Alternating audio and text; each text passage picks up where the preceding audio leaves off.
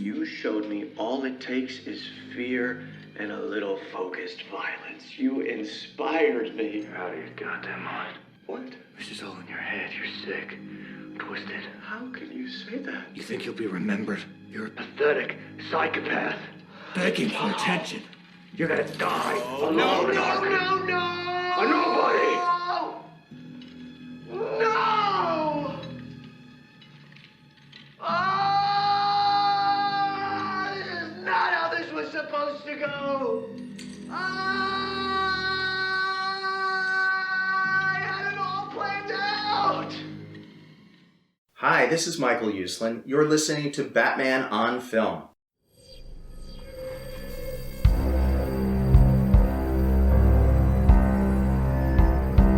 I'm vengeance. I have given a name to my pain.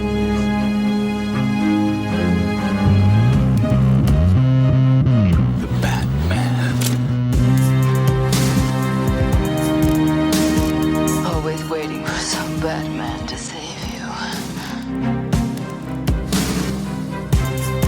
It's simple. We kill the Bat of Gotham. I'm Batman.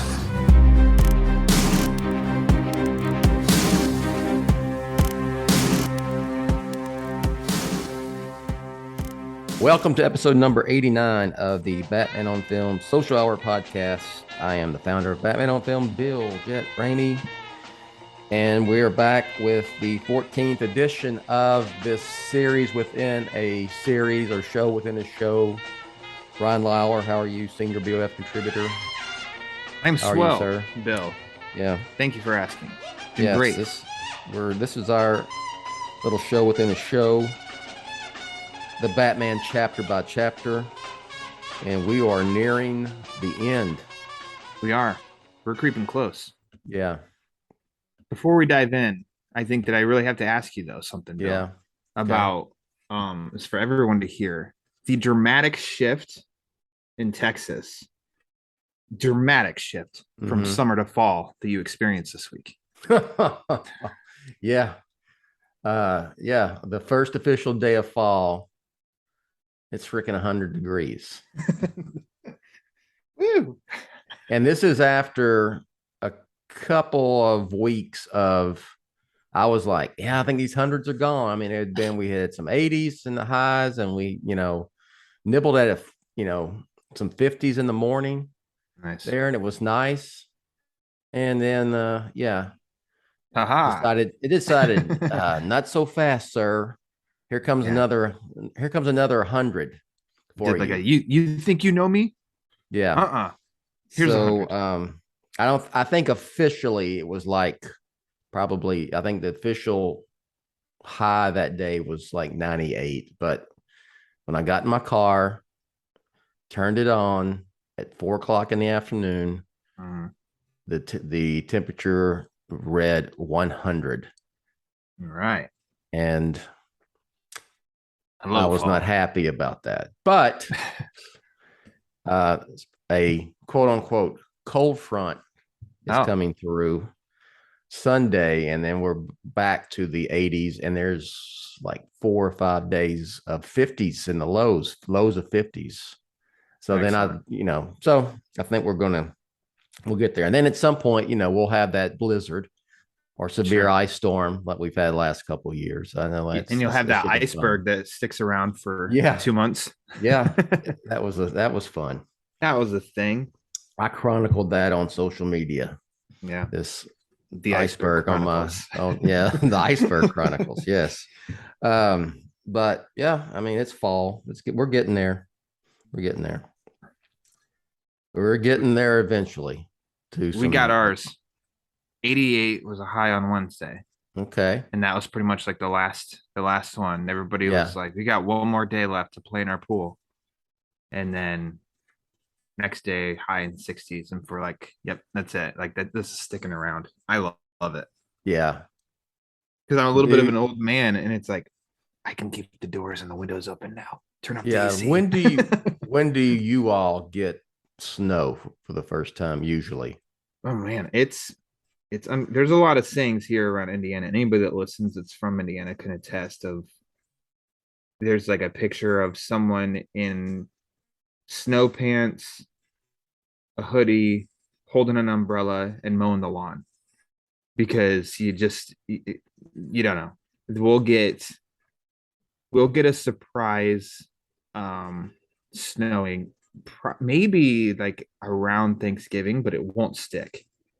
Maybe a couple weeks after, and then we don't get snow until after Christmas. It seems like that's been the trend. We used to be able to. It used to always be me growing up, trick or treating. We never could show off our costumes because it would be you have to put on a winter coat. Okay. It's how it used to be, but I think it's actually been warm for quite a while now around Halloween. Last year it was warm. So I don't know. It's kind of all over the place up here. But right now this is feeling good. It's actually it's cooled down now.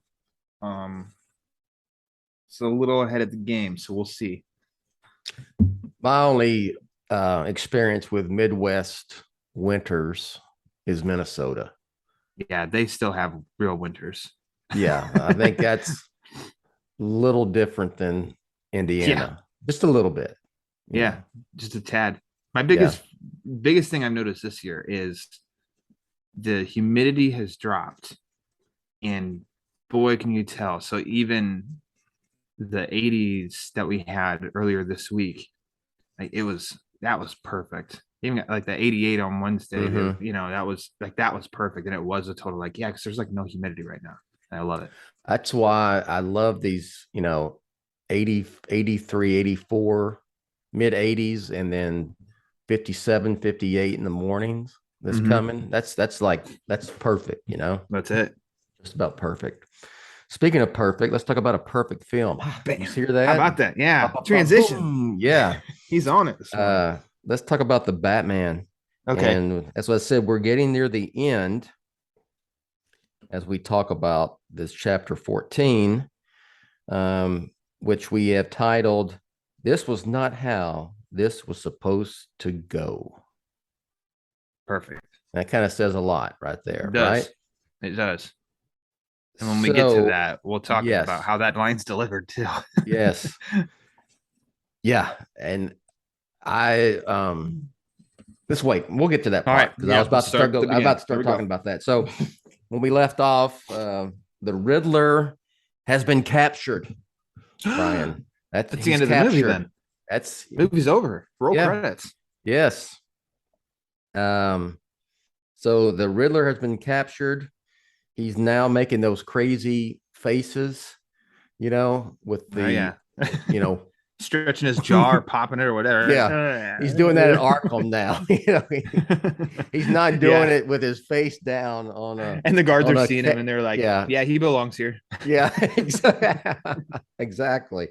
So he's in Arkham making those faces, and Gotham police are scouring through his apartment. And of course, that apartment looked like just a very sane person lived there, right? Of course, yeah, it's very neat and tidy. Yeah, nothing to see there. Nothing crazy here. So they are going through it, and our Batman walked by your man Martinez. Yeah, that's what you're getting to. Martinez is on watch. Sure is. He's on watch as he watches the mayor's win, or I should say Bella Real has won the mayoral election of Gotham, which I guess, how did that go down once the mayor was killed? Did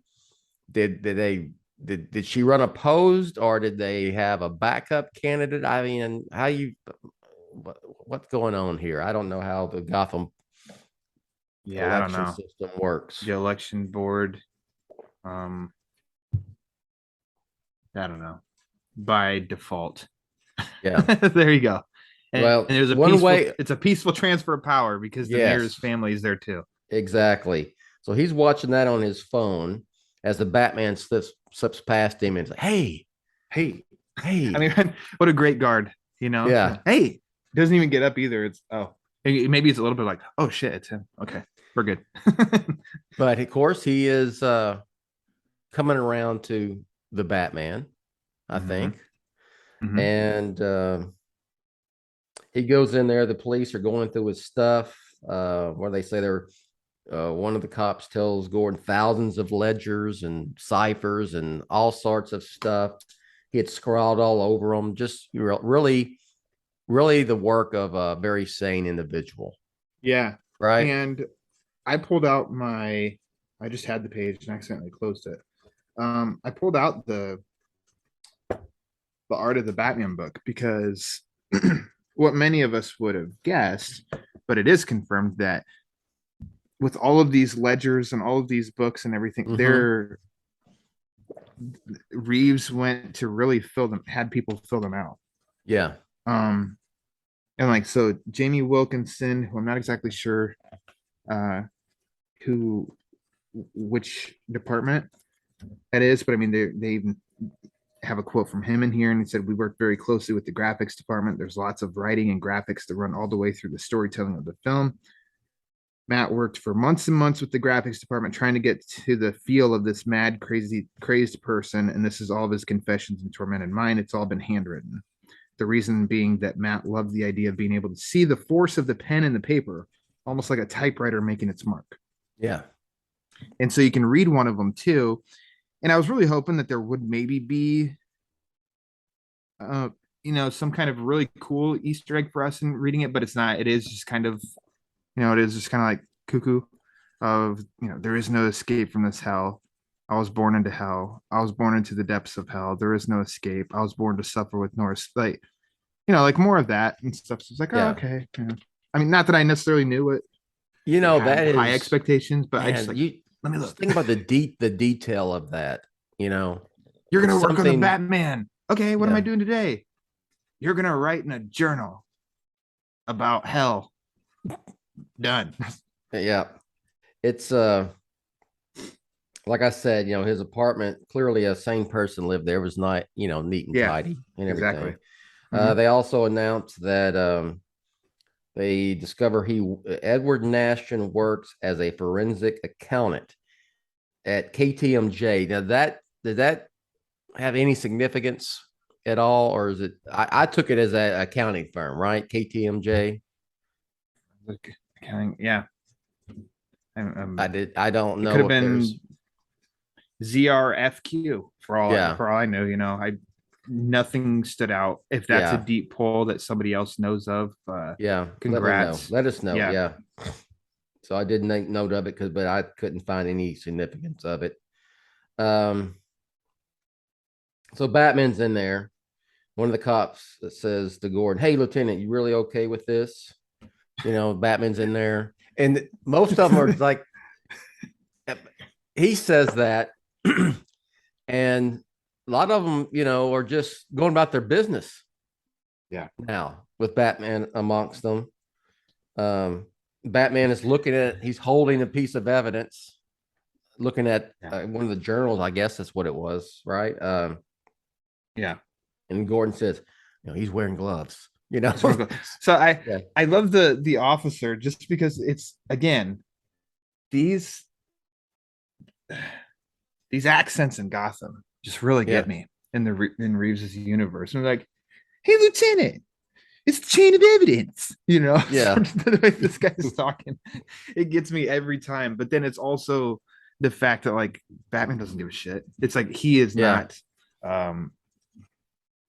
he's not, he doesn't respond to him, he doesn't react to him. It's like goes, gets it, he's in his zone. And then like you said, the capper to that, which is perfect. Gordon coming walking toward he's wearing gloves.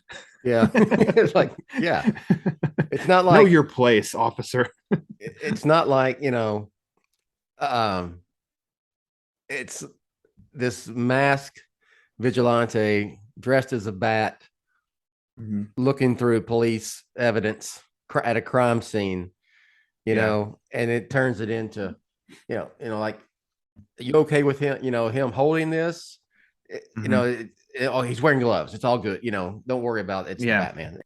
You can also see in the like in this too, the forensic guy in the opening scene or in the at the beginning of the movie with the mayor, um he's now operating, and I don't, it's not like he's standing next to Batman and they're chumming it up, but it, you know, settling into, oh, he must be one of the good guys because he's there. Gordon's Yeah. got his people now, and it is more. He's not distracted by Batman that much in this scene either. So that's a little bit of a evolution, I guess, too. Of here's another guy we saw at the beginning and his reaction to Gordon bringing Batman in compared to now, where it is. Oh yeah, a little for bit sure. more By this time, the police that are doing this investigation are clearly Gordon's guys, and they're good guys. Yep. So and there's Batman. He's Batmaning. I mean, more detective work. I mean, he is. I love it. He's just. I mean, squarely. I'm just going. I'm going right in there, going right by, and I'm going to look at. I got to figure this out. And he's got to get with the partner, Gordon. That's his partner. So yeah. I'm just checking through my notes here. I didn't write down exactly what the lines were, but they present the weapon, the murder weapon. Yeah, he mentioned this is, and then they also mentioned renewal. It revolved around something to do. Renewal was like something to do with all of this as a catalyst of some sorts, right? Yeah. And there's trying to, yeah, okay. So then there's the big bat in the cage is screeching. Well, as they're and that's kind of like that's like a side thing at that point, I don't remember what the lines are, but as they are kind of gathered right there and mentioning stuff, and I think it is that one of the journalists and Batman's looking at, and he does what he did, at the mayor's house at the beginning of their, like, I think maybe Gordon and officer, they're talking whatever, and Batman, it's like jump out of his world to correct them or give them the answer of something, and then he's back in his own task. And I really like those kind of moments, which is not like there's a ton of them in this, but we did talk about that at the beginning, way back in chapter 1 of they don't know what this is, and Batman just, hey, blah blah, blah blah blah. And so so the bat is screeching. Gordon says, "I don't think that rat likes you, man." And Batman's like, "This one's not a rat." Yeah. And they start digging around in there, and there's another card. Okay, correct me if I'm wrong, but also the Tucker, which I didn't know was Tucker at that point. Still, it's in the cage, right? The Tucker was? I don't think so, because I thought somebody had it in a bag. Maybe so. He was just looking because it's happening at the same time. Yeah. The car. They find the bat is carrying on the Batman. This is not a bat. This one's not a rat. There's another card in there. The Tucker. What's this? It's the murder weapon.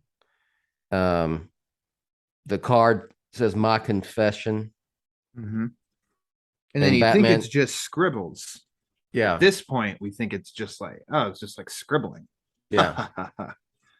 And Batman realizes and tells not only the police, but the audience, this isn't over.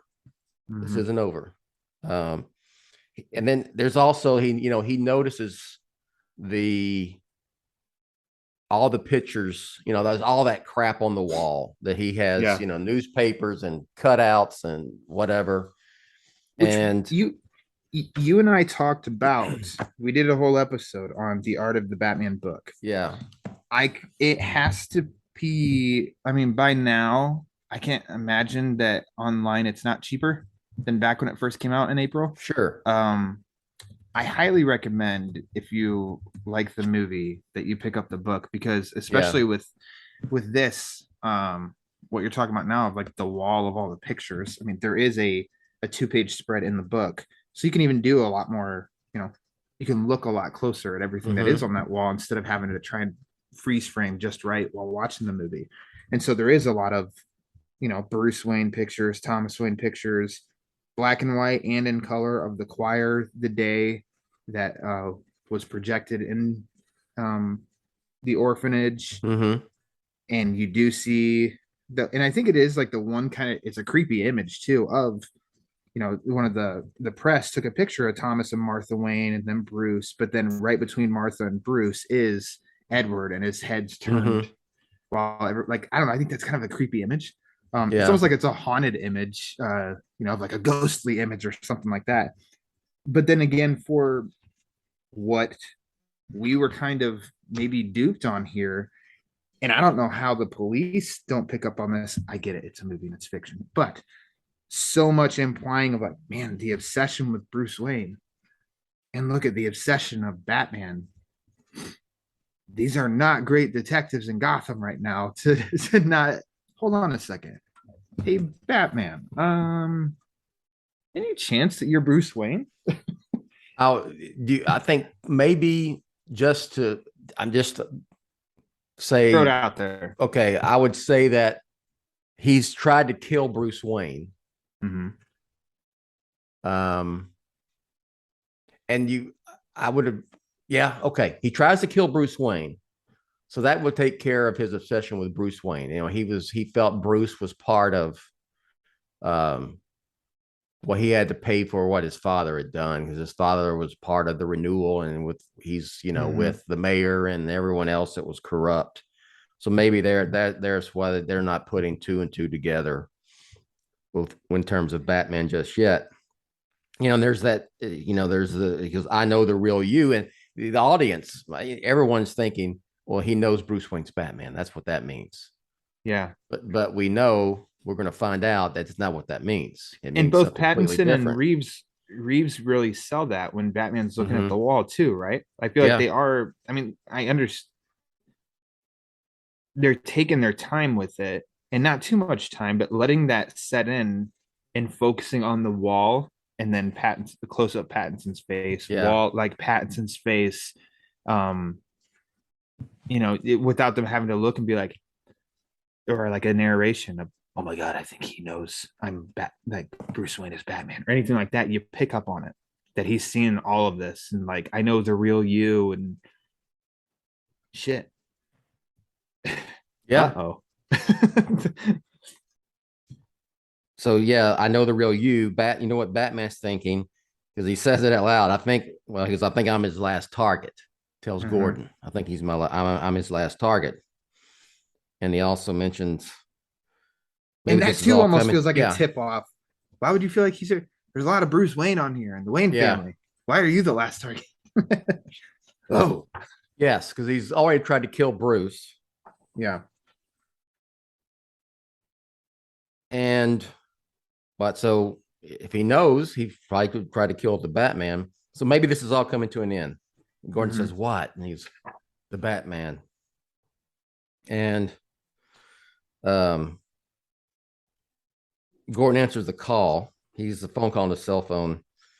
And he's like, yeah.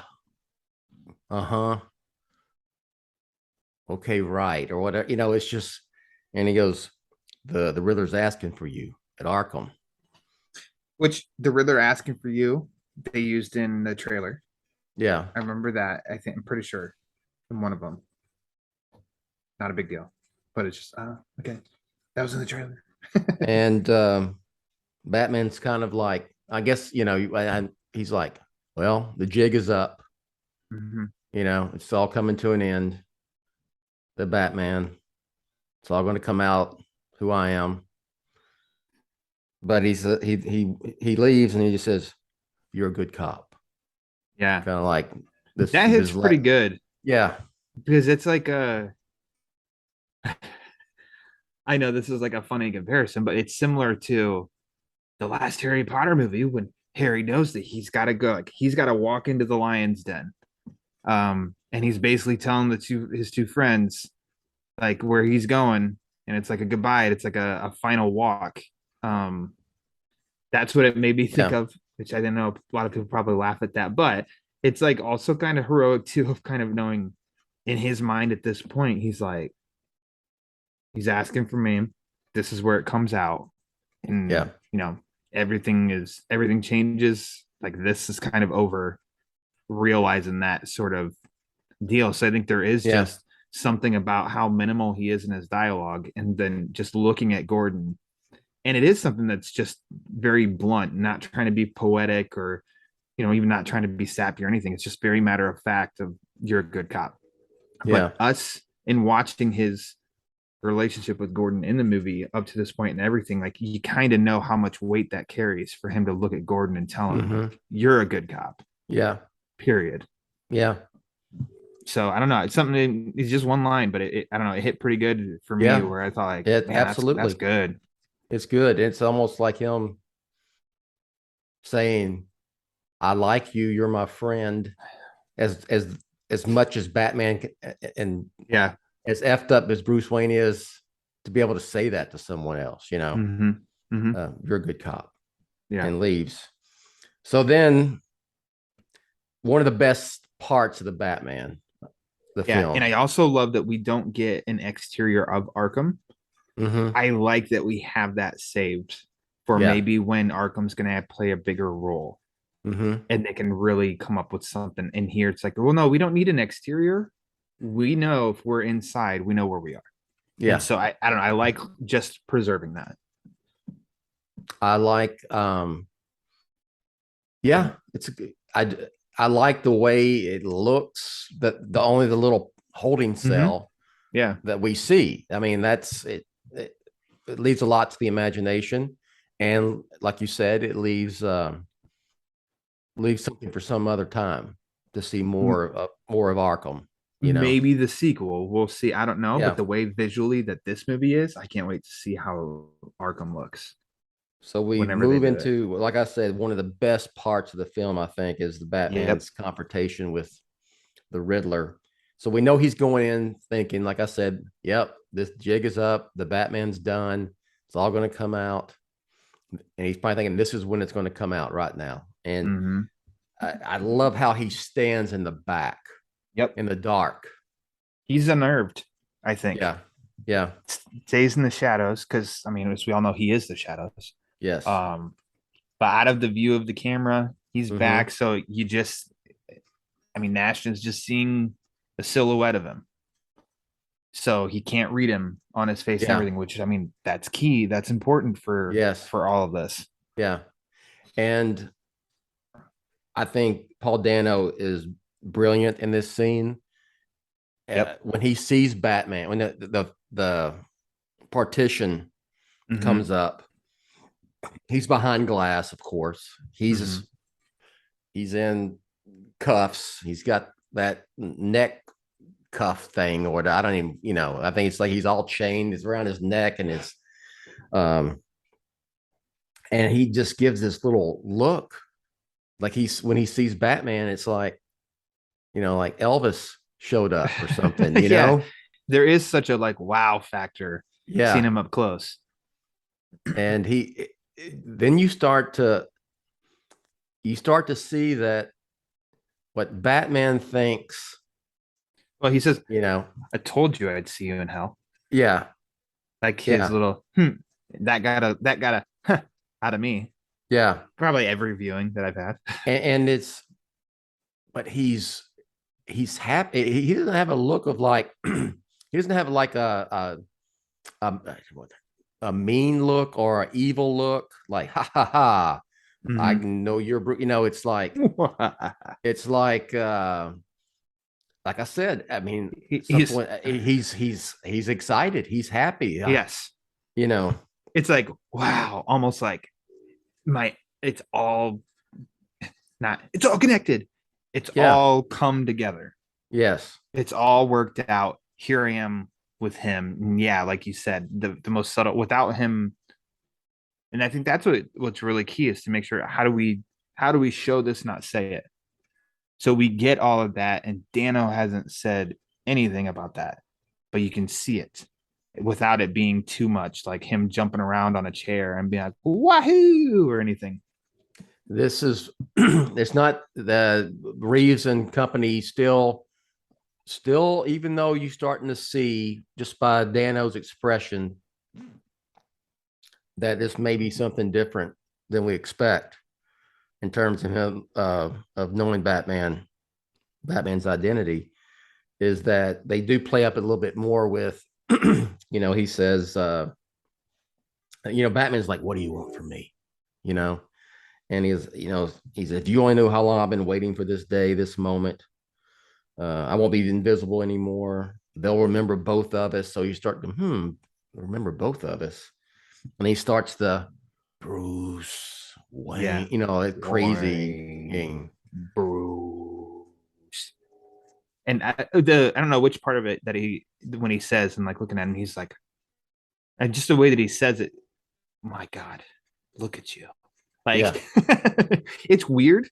Like, it's definitely just weird because never do I look at anybody and say, my God, look at you, except for maybe Batman, actually. And it's when he's doing the Bruce Wayne thing, the Riddler, Pattinson is like, his eye acting. He's looking down great. almost. And he's like he's a puppy that got yelled at or something. Yeah. Bruce noticed the camera. He still stays in the back. And then the Riddler carries on about poor Bruce Wayne, the orphan, orphan Bruce Wayne, living in a penthouse, overlooking the park, makes it all go down a lot easier, et cetera. This is like in which this is because he implies too of like, doesn't he say like the rats biting or something? It's always about rats. It's always about rats with the Riddler. In the orphanage, in which if you do stop and think about it, or after you watch it the first time and you revisit it does fit into. I do like in this point that they don't, what a lot of movies for some reason, like in the superhero genre the past decade and stuff, really try to make you sympathize with the villain and understand their point of view, but almost kind of sympathize for them. And I don't want to freaking have to feel for the villain every single movie. Yeah. Here, I think they do a good job of really explaining his situation, but yet I never rooted for the Riddler. Instead, it was almost a little bit of like he is kind of right, but definitely like I don't feel bad for him. But he's painting this picture too of he's representing probably a lot of people in Gotham where, man, the Wayne's death and then that orphanage, like under the advisement of the Waynes, you get the impression that orphanage would not have turned into what it became. Yeah. And that's not even like trying to take into fact of the novel, the prequel novel, junior novel, whatever you want to call it, where it got into a little bit more of that with the Ashton and that orphanage. But just in picking up this and stuff that he said before too is like, he's got it a little bit of, it's kind of a good point. Oh, that poor kid who's living in a penthouse and is rich and is fine. Meanwhile, I'm also an orphan, but I'm in this nasty ass orphanage that they just didn't even care about. It's supposed to be this great thing for Gotham, but instead it's just kind of a shithole. It's, I would say probably the Waynes died. They weren't overseeing it. And then you had all these greedy bastards go after the renewal fund and for themselves and didn't use any money to maintain that orphanage properly, right? Yep. And that's part of it, why, he focusing on the renewal and hated the renewal and, all that. After that, his diatribe about the orphan and Bruce Wayne, and you're thinking, then he goes back into Bruce Wayne again. And then he says, well, he's the only one we didn't get, and at that point, Pattinson clicks. Yeah. He doesn't know. That slow, like bringing his head back up and like turn to start looking. And then he can't help after seeing it all these times. And I'm a nerd too anyway, of the choice of camera placement. Because Reeves made sure that we're on Pattinson when he says he's the only one we didn't get, so that we can, I don't know, because Pattinson's a damn good actor. It's like, let's see him realize this in real time. And we see his instant reaction to it and realize, cut to over his shoulder as now he starts to get closer. Whether He's now he's like moving forward. intrigued. Yeah. Of like, wait, what the F? Yeah. What is hold on a second. As he gets Yeah. closer, and now he's getting even more invested because it is like, I don't know. It's another case of where it's, and we're gonna see as you're about to get to, I'm sure, of when he's thrown off. Yeah. He says he's the only one we didn't get. But I mean, I underlined, because I think it's almost underlined in the dialogue as Dano says it, the we. Yeah. The we. He's the only one we didn't get, but we got the rest of them, didn't we? And he's like, kind of like, yes, Batman, my partner, we got him. We didn't get Bruce Wayne. We got the rest of those son of a bitches. Those sons of bitches. Sons of bitches. We got all those sons of you. There he is. Mark your bingo card, people. Yeah. Here's our first one. Yeah. So, and then Batman, his whole demeanor changes at that point. Then he's just like, that's what, the Riddler's, and he's really weird now. And he goes, well, that's when you brought up, oh, just look at you, Oh yeah, okay. I jumped the gun on that. Yeah. Your mask, and he said, you should have seen mine, and then he talks about the mask let me be myself, Batman, why did you write me? And he's like, look at this nut job now. It's like, I want to figure what the hell's going on. I'm gonna Batman it up right now. Yeah, and also I'm gonna start my name calling. Yeah. You're a deranged psychopath. Yeah. And which really offends and hurts Edward Nashton. Batman, the Riddler tells him again, we did this. We did this all together. We did it together. We're a team.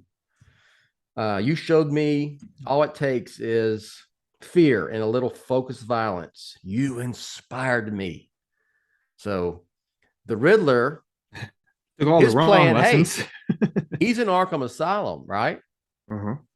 But everything except not killing Bruce Wayne, everything went exactly according to his plan. He wanted to be arrested. He wanted to be arrested. He wanted to be sent to Arkham. He called for Batman because he wanted Batman to be there, and he wanted bring to say, the rat into the light. Yeah, the rat has been brought into the light. And he's Batman at that time. He goes, you're out of your goddamn mind. Yeah, you're deranged psychopath. Yeah, it was a little bit at this point. The way that this the way that this scene started, I was having total vibes from one of your favorite stories, Hush. I thought that was the route it was going, in which I don't know. We'll get to that chapter of the credits if Jim Lee was credited as well, but I do know. I think Hush had been mentioned by someone or somebody, but he's involved. Maybe just the pure mystery whodunit aspect. I don't know, but I was getting that kind of vibe here, and waiting for the line in that I do love, of Batman just kind of saying what's almost just like what's the payoff for a riddle that everyone knows the answer to. So I really wondered building up to this of like in this scene if that's the route they were going to go, and then of course drops like he's the only one we didn't get to, where we do end up saying, oh, okay, he doesn't know who he is. So then I did abandon the whole like I was thinking Hush at this point, but now not so much. And not for the Hush character himself, but the Riddler knows the identity aspect of it. Yeah. I was all in that he knew, and they really sold that in the TV spots in the trailers and stuff, which was great. But I think when I discover it, I think the audience discovers it the same time Batman discovers he doesn't know. So Batman's reaction and the audience's reaction happens at the same time. You know what I'm saying? So that's pretty great. And I love it. I just like, you're out of your goddamn mind. Yeah. You know, this is all in your head. You're sick. You're twisted. You know, and the Riddler, Dano, you know, just you can't see us if you're listening, but you know, I'm trying to mimic, you know, his just they start making that crazy, crazy face again, like no, you know, he says no. I love that. Yeah, like flat out do. I think it's so effective. And that's where I think I even told you of, you know, like I didn't have the captioning on to see exact words. Yeah, but I mean the way that he just like that. No, yeah, it's not how it's supposed to go. yes. And then he just like he does that, and then he does it again. It's just yeah. Maybe he's not stretching his jaw. You know, it popped or something from the last scene. But this was not how this was supposed to go.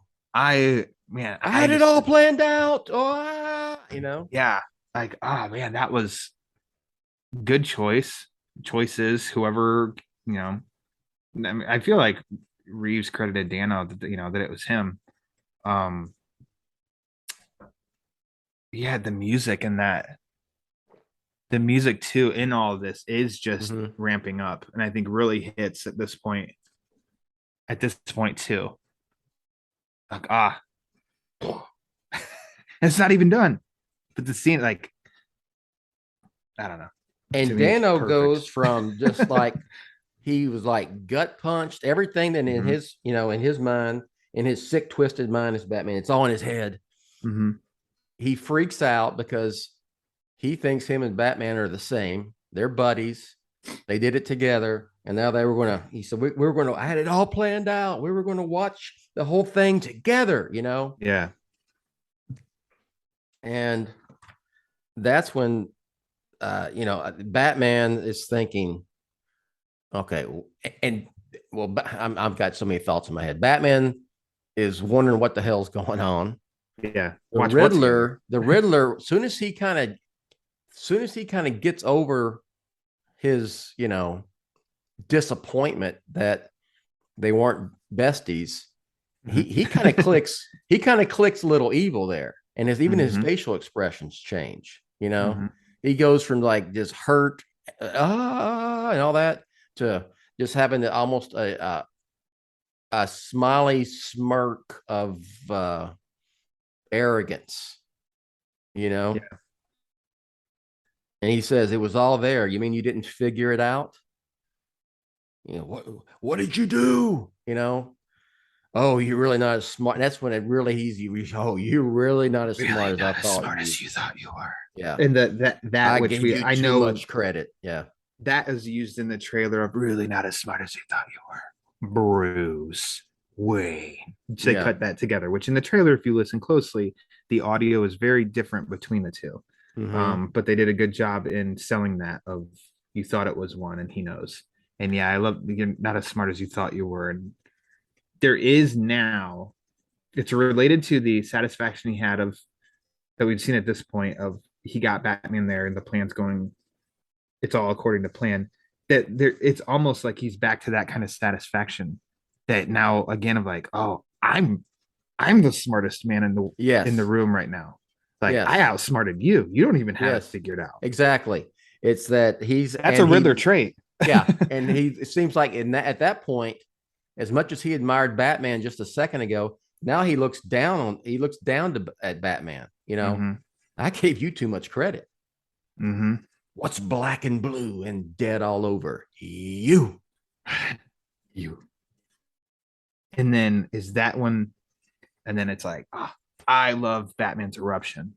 Yeah. This screaming and just like it's punching the glass. The glass and everything. And it reminded me of this, like, no, they didn't copy The Dark Knight, but it reminded me of like interrogation scene with Joker when Batman tries to use that fear and violence, you know, but what happens when that doesn't work? Mm-hmm. That's what he's able to do, and that helps separate the difference of, as we even see in this movie, the common criminals at the beginning. That's totally effective, Mm-hmm. scaring the shit out of them and then beating the hell Mm-hmm. out of them.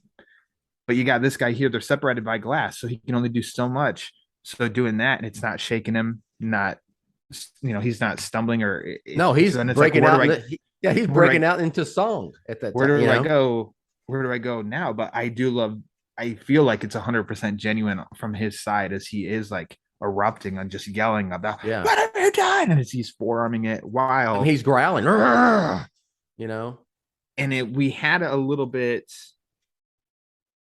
I don't know if they were singing actually Ave Maria at the funeral, but then the choir in the in the video from the orphanage. Mm-hmm. And then now, though, of Dano actually saying Ave Maria as we hear it, the music, and then it does, because I'd have seen online some people say it, and I know you, when you saw it early and you'd commented about you won't hear Ave Maria the same way again.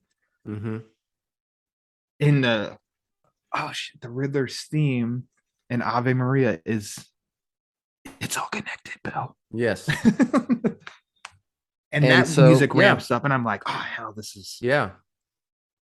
this is I great. think I got to give credit to Reeves and the cinematographer and everyone involved, how they set up and frame the scene just aesthetically, right? The way it's lit.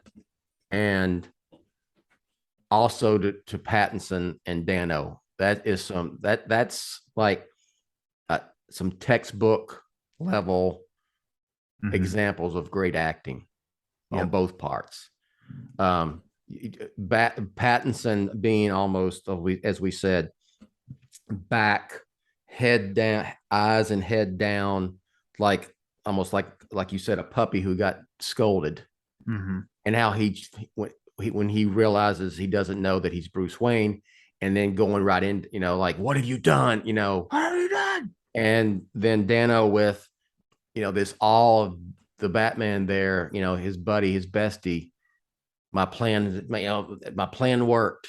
We did this, and then instantly changing once Batman. You're a goddamn you son of a bitch. Son of a bitch. What the hell's going on here? Yeah. And both change on a dime. They're, does that make sense what I'm saying? They change everything that they're going on, and their body language, their portrayal, and what they're saying changes based on what Batman figures out, and then of course what the Riddler figures out. Two things, it's like, you're not as smart as I am. You're not as smart as I thought you were. You didn't figure it out, did you? Oh, you don't like me? Well, I'm going to show you, because it's too late now. Yeah, because you didn't figure it out. And then goes in that crazy, Ave Maria, singing Ave Maria, looking like a nut job. And it's just, I think it's great. Both of them. Both of them are fantastic. Yeah. And then end. Yeah. Like ending, it is just a trajectory and building, and then the big payoff for that. And then, which is the end of the chapter. It is. And so it excites me to talk about the next one because of something specifically. But yeah, every element involved in this was done. And that's where, I don't do this like for every movie at all, but Batman always gets me. The Batman, the official script book, comes out now, mid-November. And that, just for some of these that we keep talking about, this scene in particular, reading it and just kind of see, sometimes you can really see a difference of, like, on paper, it doesn't, and there's just so many ways it could have gone. And then to see like a final result and watch the final result of how elevated Reeves, I mean, maybe it reads just as good, of like, sometimes there's just dialogue that is like, oh, that's great. But then the end result that you see is like, man, he really elevated, the page, which is always like exciting. So like a little compare and contrast when that comes out, that'll be, I don't know. It's extremely nerdy, but I do know too. Like that'll be fun to look at, I would say dissect. that those are examples of two really good actors taking words on a page Yep. and making it even more than words on a page, if that makes any sense whatsoever. Because you can't type out, you can't write, besides the dialogue, there's in a script, there's also, direction written in there, what's going on, but you can't write the way Pattinson, his body language and his eyes in that scene. You can't write how unhinged Dano looks when Batman, tells him you're out of your goddamn mind. I don't know, maybe in the script book we get it. Yeah. That we will have Reeves notes like that of like, he's the only one we didn't get. Parenthesis. Now, Robert, you know what to do with your eyes here. Yeah. Close parenthesis. Dano, be really fascinated by Robert's presence here. It's up there with. I mean, people call this an interrogation scene. The Joker's interrogation scene was an interrogation scene. This was visitor request. Yeah, exactly. Is a little bit different in that regard. But Batman went because the Riddler asked for him. Yeah, and this is another case. I mean, it's just a good case of just good actors acting. Do you think that? Okay, Batman thinks that the Riddler knows when he goes, right? Yep. That he knows that the Batman is Bruce Wayne. He didn't have to go. He didn't have to go. Mm-mm. And he also thinks that the Batman is his last victim. Mm-hmm. So is the Batman going saying, okay, the jig is up. If I'm going to be the last victim, I'm going to do this so nothing else happens, to Gotham or to anybody else. If this is what he wants to make all this end for good, then I'm going to sacrifice everything for Gotham. Like a hero. A watchful one we deserve and need right now. Yes. But this only strengthens the argument a lot of, and it's complete. I understand. I do get it of it's fun to fan cast, but it's why filmmakers are filmmakers and fans are fans. Yeah. Because it can be fun to visualize and think of like, oh, this person fits looking like Bruce Wayne, fits looking like in a bat suit, and it's Riddler looking like this and blah blah blah. You tell me of us fans 4 years ago, 5 years ago, over 5 years ago, Reeves was attached, that we'd have picked Robert Pattinson and Paul Dano for these two roles. And then Reeves saw something in them that fit what he wanted. And then it's like, this is the end result. It's like, just fan casting's fun, but let the pros do their thing, because there was no miscast. And this is I give you exhibit A and then give the scenes with Kravitz and Pattinson. And like, there's exhibit B of just great casting. Get freaking Colin Farrell on his own. Great casting. And it's 4 scenes like this, which I feel like is a huge payoff, because the superhero genre can get like a, kind of like a little bit of like a with like professional actors and stuff. But there is something that's very artistic in the approach with Batman. I think that it is upper tier. And then, hey, a reward is like, actors, you get to act. We aren't going to do big blow up spectacle right now. It's you two got to sell this. And I feel like that is like, those are challenges that actors are like, this is what I love acting for. It's just, we're having a conversation, period. I mean, I would say you've had, of all the people who played Batman since Keaton, you've had like 3 really top-notch actors take on the role in Pattinson, Keaton, and Christian Bale. And that's not to dismiss, and even Anybody. even Clooney. But that's not why Clooney wasn't chosen for his acting chops at that point. It was because he was the hottest TV actor Other factors in the world,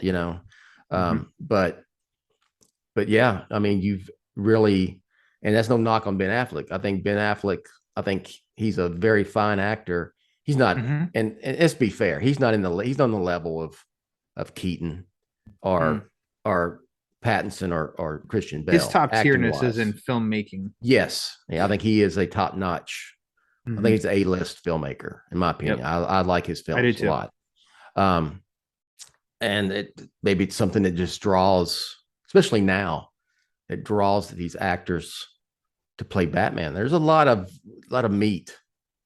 Said a lot of dramatic meat in the role of Batman. Ago. It's that Batman is Warner Brothers James Bond, but it's and a lot of people have thought that, but it's true in the sense of like these are roles where sure you'll get some actors be like, I'm not interested, but there's like, ooh, whoa, hold on a second, really? They're looking for a new Batman. Damn. Okay, like here we go. Look at Pattinson. Let's try this. I mean, he actively pursued it. After all he did after Twilight to reinvent himself, he wanted to play Batman and went after it, hard. And I think it speaks to like I said, the intrigue of playing such a deep character. Is there a comic book character that's as deep as Batman is in terms of like, being able, like an actor being attracted to play such a character? You know what I mean? There's always going to be this battle of Batman and Spider-Man. Yeah. Rightfully so, because there can be a lot of meat to the Spider-Man role as well. I would say yes, I agree with that. With my bias would say no to Batman but then also it just depends on somebody could feel like they have grown out of Spider-Man because his target stories are high schooler, teen. Batman's really prime Batman, which becomes 30 to mid 30s,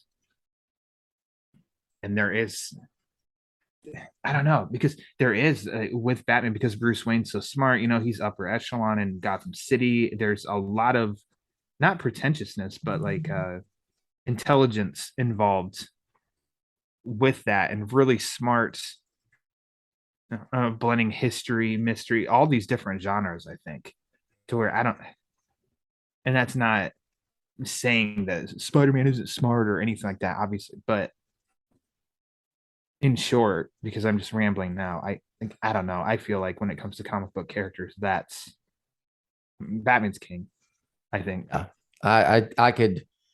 I'm going to wrap this up because I could go off on a tangent now. Me too. And I kind of am. So how much I love. No, I know. I was because I already was wanting to go with you. I was going to get in the passenger seat and take it with you. Yeah. Because I was going to get off on how awesome just Batman, the character Batman is. Period. Yeah. Yeah, he's pretty great. Yeah. So we'll end this one here, and the shit is fixing to hit the fan in Gotham. My goodness. And we're gonna be there for it. We're breaking it down with Batman, the Batman chapter by and Martinez. Yes. We're not done with Martinez. We're not done with Martinez.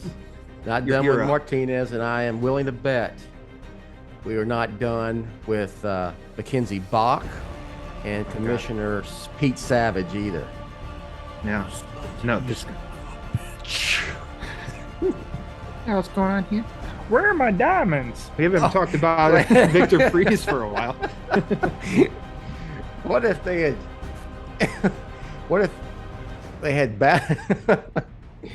Oh, I'm going on number 10. If they had just, if there was a scene of Batman coming through and passing other cells, and there was Mr. Freeze in there going, "What did you do with my diamonds when you took me in here?" There's all this all this fan casting online right now of like the sequel needs to have Mr. Freeze. Bill, do you think that we've inceptioned the idea of Mr. Freeze for the Batman sequel? Sure. Yeah. You know, in all seriousness, Mr. Freeze looking for diamonds could really work in the sequel of the Batman. Looking for diamonds. All right. Plug, Brian. Okay. You can check out all my reviews, interviews, and all that good stuff on Batman on Film proper. The upcoming is going to be review for Sean Gordon Murphy's Beyond the White Knight, issue number 5. We've had like a 2-month intermission with the Red Hood mini story that was really, really fun, really cool. And yeah, now we're back to the main story here. Make sure that you check back on the BOF podcast feed for a few things. One, me and fellow senior BOF contributor Javi Trujillo sat and talked with Sean Murphy. It was an awesome conversation. Track that down and listen to it if you haven't yet.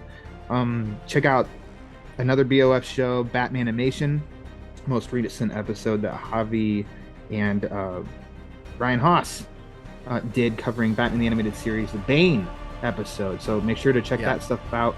A few episodes ago, Bill and I sat down with the great Lee Bermejo and talked about his latest book, Dear Detective, as well as some other random Batman questions. Those are great. So check out BOF podcast feed.